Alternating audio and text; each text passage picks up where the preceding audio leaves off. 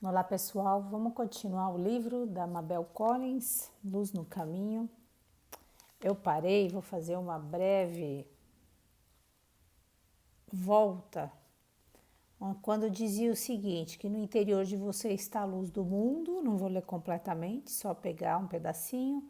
Deseje ardentemente o poder, deseje fervorosamente a paz, deseje posses acima de tudo.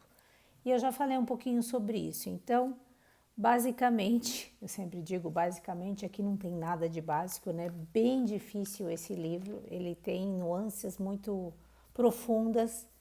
Então, falando um pouco daquilo que é inatingível, eu falei sobre uma imagem, né? Um ser humano ideal, que a gente precisa olhar para ele, focar e permanecer com esta imagem que a gente quer atingir, entre aspas, na palavra imagem, e seguir constantemente avaliando, estou indo em direção desse ideal ou não, porque esse inatingível, ele é aquilo que jamais vai ser tirado de mim. Eu tenho o meu corpo físico, eu vou morrer, mas se eu tenho uma imagem fixa daquilo que eu quero construir, aquela estrela guia, no momento que eu morro, que eu reencarno, por exemplo, se isso estiver fixo em mim, eu já nasço, inclusive, com essa mesma luz me guiando, né? Claro que a gente não está vivendo hoje, agora, pensando na reencarnação. Seria maravilhoso se a gente pudesse, inclusive, nem reencarnar. Significa que a gente teria aprendido tudo que a gente tinha que aprender, ter vivido aquela transformação e transmutação, quem sabe, para que a gente não precisasse mais voltar. Isso está bem longe, mas o fato é realmente ter esse sentido de um desejo muito alto, né? Fixar o nosso coração nesse ideal, vamos dizer assim, hoje que talvez pareça tão distante, e a partir disso orientar as nossas ações. Daí ele fala sobre em ti está a luz do mundo. E aí eu já falei um pouquinho sobre isso, lembrando que a luz está dentro de você. Eu me lembro quando eu sentava muito tempo atrás numa cadeira, eu ia assistir alguma pessoa de muita sabedoria falar e eu pensava assim, nossa, como eu gostaria de que essa pessoa falasse, olha, eu sou o seu mestre, você é o meu discípulo, né? E essa frase aqui, essa luz do mundo está em você, ela nos diz o quê? Que nós temos essa única luz verdadeira, vamos dizer, dentro de nós. A gente vai encontrar, possivelmente, se a gente tiver muita perseverança, muito merecimento, alguns mestres no caminho, mas eles não podem nos dar aquilo que nós não temos. E todos nós temos essa luz interior. Só que eu não posso ficar querendo, né? Encontrar esse mestre para perguntar tudo para ele resolver todo o meu problema, né? Porque senão imagina que eu já não estou caminhando por mim mesmo. Então eu preciso encontrar essa luz dentro de mim, eu preciso querer caminhar de forma cada vez mais autônoma, de uma forma mais forte, superando os desafios, né? E devagar, na medida em que eu vou fazendo isso, eu vou me transformando nessa própria luz, eu vou me transformando nesse farol que auxilia as pessoas que estão andando do meu lado, que estão andando atrás de mim.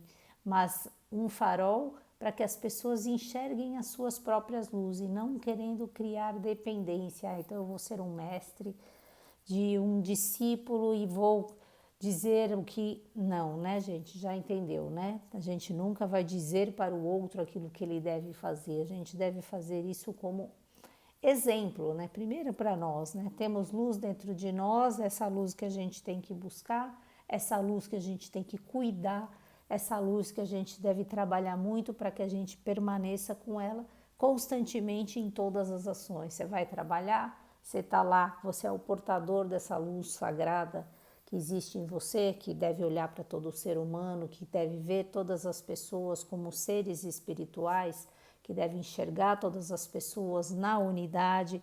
Então, o tempo todo olhando para a experiência que a gente está vivendo, para ver se a gente realmente tá fazendo isso, né? Cuidando dessa chama, porque não adianta, né? Eu venho aqui, eu estudo, eu leio livros, e aí eu vou lá no meu trabalho, eu não me relaciono, eu sou arrogante, eu não penso no outro, não. Então é preservar essa luz que só existe em mim e continuar com isso. E aí depois ela fala aqui, a Mabel Collins, sobre deseje ardentemente o poder. E aí tem uma coisa muito importante, eu já passei por isso diversas vezes, que é uma grande confusão entre espiritualidade e mundo da ação. Muitas vezes a gente, no meio do caminho, acha que ser um ser espiritual significa abdicar de muitas coisas, e aí eu não vou ter mais desejo por nada, né? Porque se diz sobre o desapego, né? Você não ter apego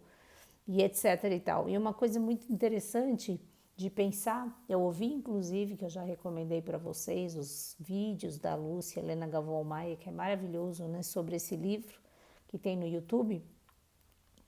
Ela fala uma coisa muito importante, que é desejar ardentemente o poder, né? Que a espiritualidade não é debilidade. Então, muitas vezes essa ideia, né, de que então eu vou abrir mão, que ainda não estamos nesse estágio de não desejar nada. Primeiro a gente precisa aprender a conquistar as coisas. E uma vez que a gente conquistou essas coisas, que a gente tem o poder de ser, poder de fazer, poder de servir, poder contribuir com o mundo, aí sim, lá para frente, a gente vai, vamos dizer assim, abrindo mão, né?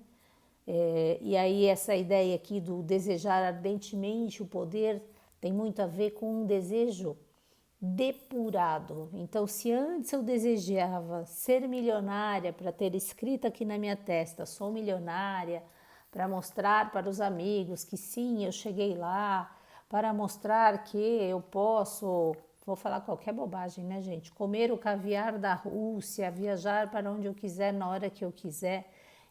Eu vou depurando esse meu desejo e vou trabalhando mais esse poder para poder utilizar essas posses que agora eu tenho para servir. Então, eu quero sim, vamos dizer, continuar sendo milionária, mas não para tudo isso que eu falei, mas para poder ajudar pessoas que estão passando por necessidades, para poder contribuir com causas importantes, com projetos sociais e assim por diante, né? Uma ação que eu vou ter cada vez mais forte na medida em que eu posso, né? Se antes eu desejava alguma coisa para que eu pudesse me destacar, né? Eu pensava num poder pessoal. Agora que eu me trabalho mais, que eu sou mais espiritualizada, vamos dizer assim, entre aspas também essa expressão que tem muito preconceito, né? Agora que eu estou mais espiritualizada, eu entendo mais o sentido da minha força e como é que eu posso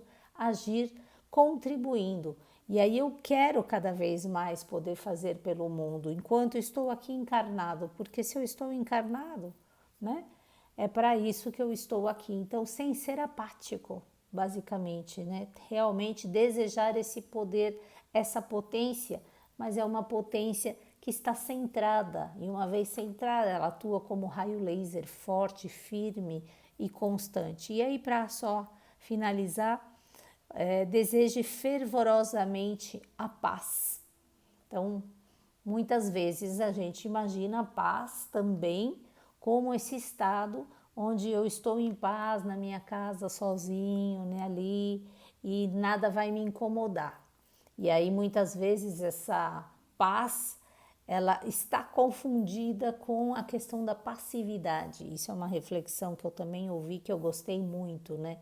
E aí tem uma comparação dessa questão da passividade que eu ouvi, que eu gostei, vou compartilhar aqui, que é a questão do nosso sistema imunológico, né?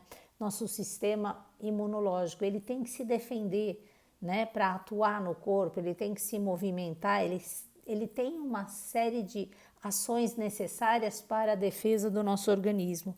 E aí tem a ver com essa paz que a gente precisa conquistar. Para que a gente conquiste essa paz em nós, para que a gente conquiste essa paz em torno de nós, a gente precisa se movimentar, usar todas as nossas forças, ter uma guerra interna, né? O Bhagavad Gita, né? Travar uma guerra para que a nossa consciência ela possa ser elevada. Então, nada de passividade, deixar os nossos defeitos, né? Ah, ok, é só um defeitinho. Não, a gente quer ardentemente essa paz. Eu vou guerrear por isso, eu vou guerrear por ser uma pessoa equilibrada, por ter uma mente serena, por ter um corpo físico saudável, por ter as emoções saudáveis também. E aí, desejando muito isso, eu estou voltada novamente o tempo todo a minha atenção para esse foco, e tudo que me tira disso eu percebo, e aí com o uso da minha vontade canalizada para esse desejo, eu vou direcionando todas as minhas ações e vou revisando aquilo que eu fiz o dia todo, por exemplo, durante a semana e durante o mês. Então, eu estou compromissado com a questão da paz, a paz em mim, a paz da humanidade. Eu estou compromissada em fazer ações que vão contribuir com essa paz, vamos dizer assim, sem entender essa paz política, não é disso que estamos falando, com essa paz no meu universo. Então eu filtro todas as minhas experiências no sentido de poder depurar, né, como a água suja, né? Eu vou passar o café, né? Eu vou passar o café pelo coador. E o que é o coador? Essa minha vontade de fazer desse mundo um mundo melhor, mais harmônico, que começa em mim. Eu preciso disso em mim para levar essa beleza, essa harmonia para fora, né? E continuar zelando por isso. Então, obrigada e continuamos depois. Bye, bye.